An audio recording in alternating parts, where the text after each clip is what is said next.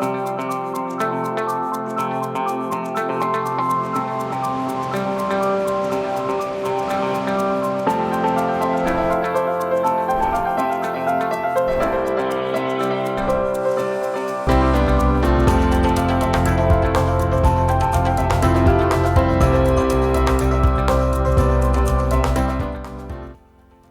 people who stutter, simple daily tasks like ordering takeout or running errands present difficulties and discrimination. People who stutter are often stigmatized as intelligent, shy, and not suited to lead. Today, we're speaking up about stuttering. Good afternoon and welcome to Across the Fence. I'm Jolie Whitney. The second week in May is recognized as National Stuttering Awareness Week. The phenomenon of stuttering was noted by the ancient Egyptians as long ago as 2000 BCE.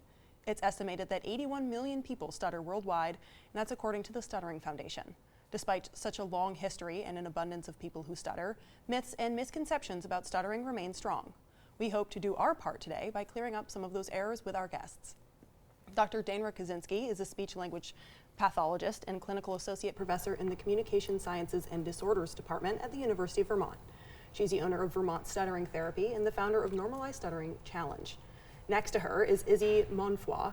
She's graduating this May with a master's in Communication Science and Disorders Department from UVM. Izzy stutters and co-leads the School-Age National Stuttering Association Stuttering Support Group, which meets monthly at UVM. Welcome to both of you. Thank you. Thank you. And before we jump into this, I should just warn our viewers, the first conversation we're going to have it delves a little bit into suicide, so just a content warning for anyone out there.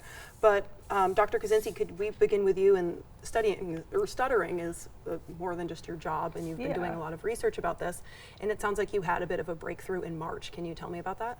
Sure. Well, this was kind of building up for a long time. I've been lucky enough to work with people who stutter for about 18 years, and so that's through UVM and my private practice, and we have a lot of support groups here for people who stutter, and my niece stutters, so I do have a personal connection. And over that time, because I don't stutter myself, I try and be very intentional about listening. And so I've heard a lot of stories, and a lot of them are upsetting. You know, I have had lots of people just get hung up on the phone, and they might not choose the career that they actually want because of that. And more significant things, like I have one person that I work with who every time he stuttered as a child, his father punched him in the head. And so you hear these things over time, and it just makes you want to do something. And it kind of came more to a head when a 12-year-old boy that I worked with, and I wasn't working with him at the time, but he died by suicide. And something kind of rearranged in my soul or something. I felt like I had to do more and better rather than just the one-on-one work I was doing at the clinic. And so at that time I started a stutter shop to raise money for the National Stuttering Association in Ryan's name. And that felt good, you know, because we're kind of wearing the stuff now, and you know, anytime people see that you're willing to talk about it because you're obviously care enough about it that you're wearing it on your body. Absolutely. So it led to good conversations. But more recently, on March, Biden was giving a political speech, and he was made fun of in a political speech. And on that same day, People magazine ran a story about Ryan, who was the boy who died.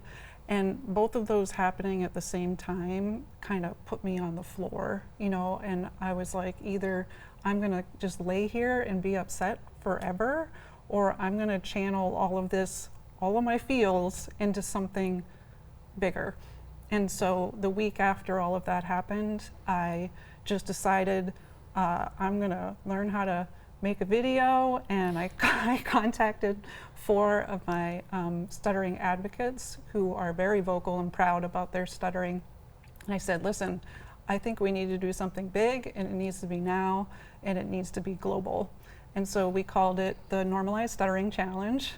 And it is a challenge because not many people who stutter are already willing to kind of get out there and just go ahead and say it. But the challenge was to take a quick video. So like stuttering allies like myself, I took a video saying, if you stutter, I'm listening.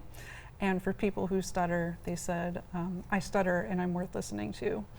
And Izzy took the challenge, and you know, I'm sure it wasn't necessarily easy for everybody to do that, but yeah. Yeah, no, it was not an easy thing to do. But the whole week, you know, it was all these kids that were posting these videos, and it was people from around the world that we got to see. They were not just self-disclosing, but they were self-advocating and being incredibly brave. And so day one, I was like, there's no way I'm doing that. But day 5 came, and I was like, this is really meaningful. And I mean, it took me all morning to post it and do it, but the response that it got and just the conversations that it started thereafter have been really special, and it just felt good to be brave along with everyone else that is brave every day with their stutter and how they talk. Yeah, I think that speaks to the community response to the challenge, absolutely. And Yeah. Izzy, as you mentioned, you stutter, and you're also graduating in May, which is very exciting. And we were talking a little before the show about what you're doing next, but can you tell me how you've kind of embraced and accepted your own stutter? Yeah, I'm still working on it for sure. My stutter, and this is my own experience, everyone who stutters has a different relationship with theirs, and it's changed over time. Mine has changed a lot in my 24 years of having it, but there's been moments where it's been really rough, and it really does affect me emotionally and socially, and then there's times where I feel really great about myself. But my freshman year of college, my stutter really heightened, and it got really tough to participate in class, and it was affecting my performance in school and socially. And so I went to a therapist in Washington, D.C., and I had like 4 sessions, and I was like, this is great. This is so much fun. You help people feel confident in their voice. And so that's where I started taking classes. And then I feel really fortunate to be at UVM right now and finishing up these 2 years. But the embracing and accepting of it, I think it's ever changing, and it's going to be a lifelong thing. And right now, I've recently with the challenge, I feel like I've more so gotten to the point of accepting that this is something I'm probably going to have to tackle each year, and in different social spaces, in professional settings. And it's unpredictable, and it's definitely going to change. But I am. Part of me is very grateful because of the community that I've been able to find with Dr. Kazenski, UVM, and then just the National Stuttering Association, that everyone's just really incredible. And you touched on this a little bit, but could you tell me about some of the misconceptions about people who stutter, or some of the things that you've seen personally? Yeah, I would say the big misconceptions that I have felt, and I know other people have felt too, is that we don't know what we want to say, or that we're shy, or that we're not confident in our words or ideas, or that we're just not intelligent. Some misconceptions around stuttering in general, I think people think that it's around certain sounds, or if you just slow down, or if you just work harder, you're going to have fluent speech, which is not true.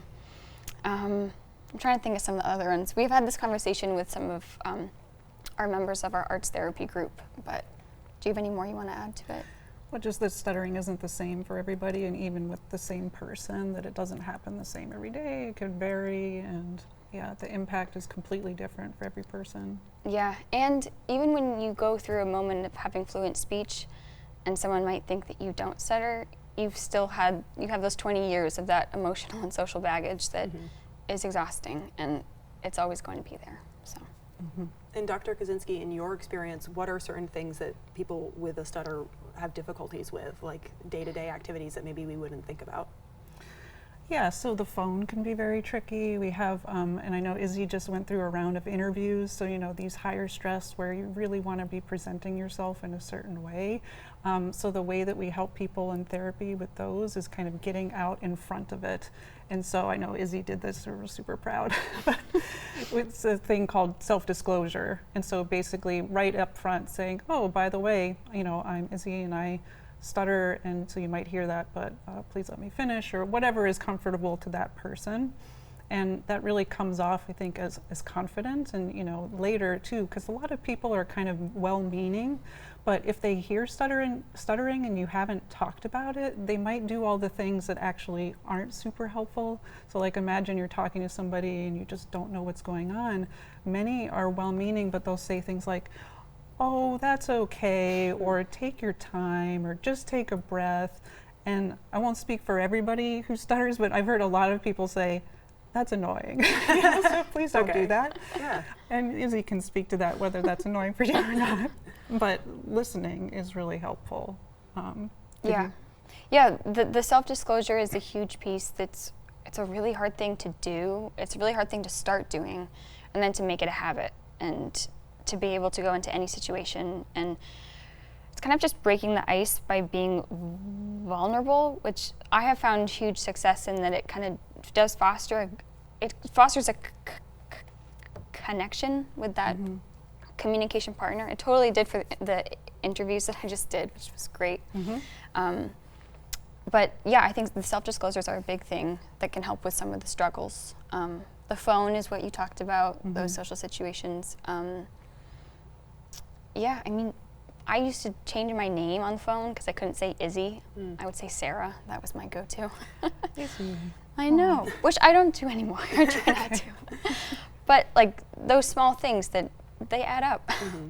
And is this something that there's a cure for? Is that like something that like we've built towards? What's the kind of goal for like treatment?